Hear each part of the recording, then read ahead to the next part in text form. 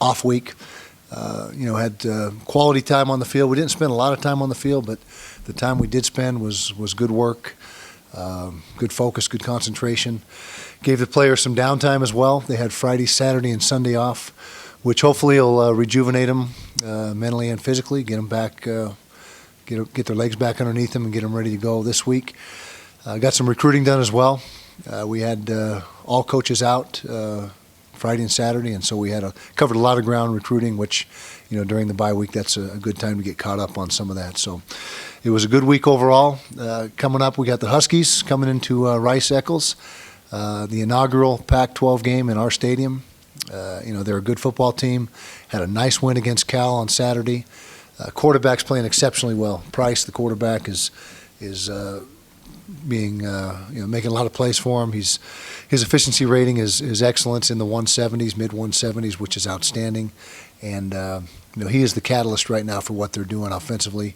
Running back is very good. Polk gained a lot of yards, is on track to have well over 1,000 yards.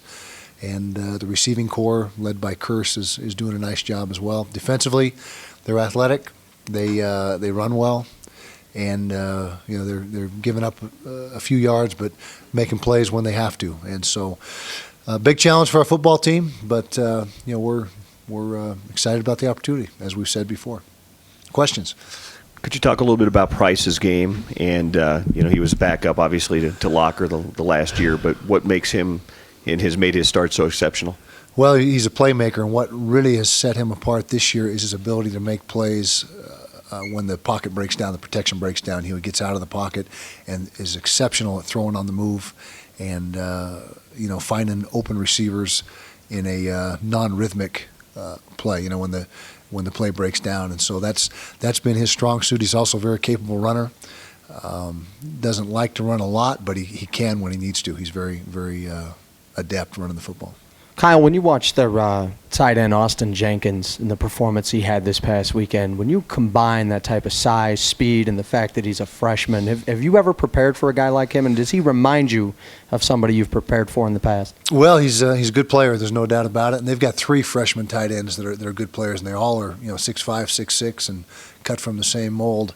But he's a guy that we definitely have to be aware of. Comparing him to somebody. The SC tight ends were young and about same stature, and so there's some similarities there. But he's a guy that we've got to account for, and I think he's their 4th leading receiver right now. The 3 wideouts have the most catches. I think he's number 4, so he's been productive for him. But we've got to definitely make sure that we account for him and do our best to try to slow him down. Coach, first Pac-12 game at home, can you just talk about there seems to be a little buzz in the air and the atmosphere and anticipation? Yeah, it's exciting, and we expect another sellout crowd, standing room only, which the atmosphere should be great. It's 5 o'clock kick, 5:10 I guess to be exact, and supposed to be good weather from what I understand as well. So it's going to be electric atmosphere, and our guys, if we prepare and take care of business the way we did the last football game as far as the work week, that's what we need to have happen. We need to have a great week of practice and prepare with the same mindset, the same mentality, come out with the same focus. Coach, Washington's defense has struggled this season. Are the numbers lying in any way?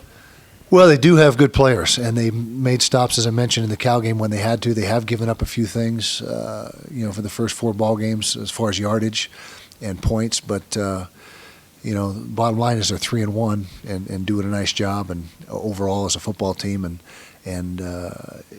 that's, I can't say specifically what issues they may have, because like I said on tape, they're very athletic, and they play